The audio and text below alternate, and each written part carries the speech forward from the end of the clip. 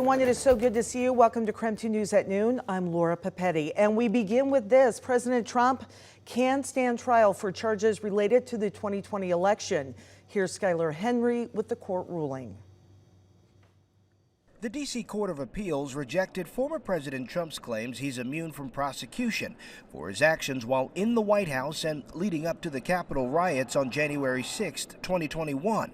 The three-judge panel noted the unusual nature of Trump's assertion in court last month. I think it's paradoxical to say that his constitutional duty to take care that the laws be faithfully executed allows him to violate criminal laws. Tuesday, the panel put that on paper in a 57-page ruling. What they're saying is that criminal cases are different. Yes, we have concluded that when it comes to civil cases and official acts, presidents do enjoy absolute immunity. Criminal cases are different. Criminal investigations are different. We have to be allowed to let those proceed.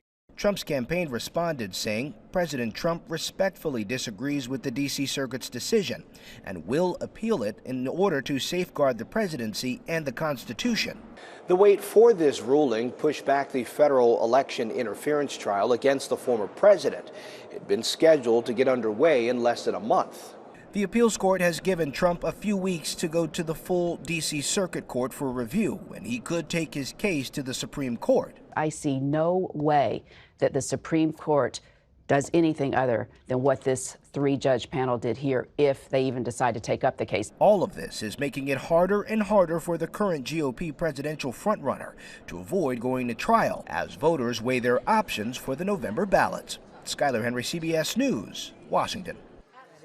Just 2 minutes past noon right now. We're going to take a step away from the headlines of the day to talk about the weather headlines. Thomas Patrick is standing by in the KREM 2 Outdoor Weather Center. And Thomas, you were saying you're tracking a little bit cooler weather, but it doesn't sound like a dramatic change. Yeah, and that cooler weather doesn't even arrive until later on in the week. In fact, today's forecast probably is our warmest day remaining this week. Nothing exceptional, but we're going to see highs in the 40s. We're standing at 43 degrees right now. Honestly, the big plus today is, well, within the last hour, I saw a little bit of sunshine trying to peek out from those alto stratus clouds that we see above our heads here in our Outdoor Weather Center, physically looking up at the mostly gray skies.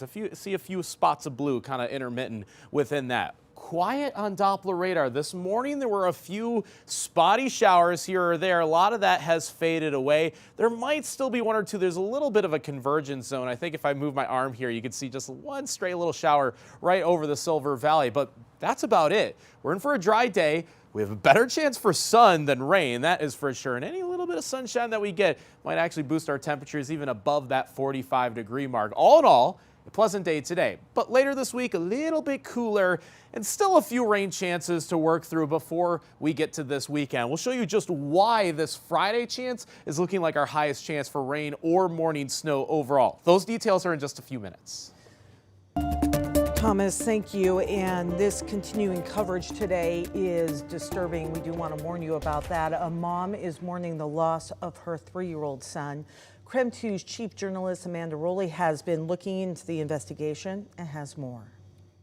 Spokane major crimes detectives are continuing to investigate the death of a 3-year-old that happened just last week. Right now, they're waiting for the suspect to get extradited back here to Spokane from Las Vegas, where he was arrested just 4 days ago. Spokane County court documents say John Jones, the boyfriend of the toddler's mother, will be charged with second-degree murder. Court documents say on Wednesday, Spokane Fire received a report of a child not breathing. When crews arrived at the Northeast Spokane home, medics found the 3-year-old boy dead. The child's mother told police earlier that day Jones was alone with her 2 children for about 2 hours while she shopped. He left after the family returned home. While he was gone, the mother noticed the 3-year-old was cold to the touch and called for help.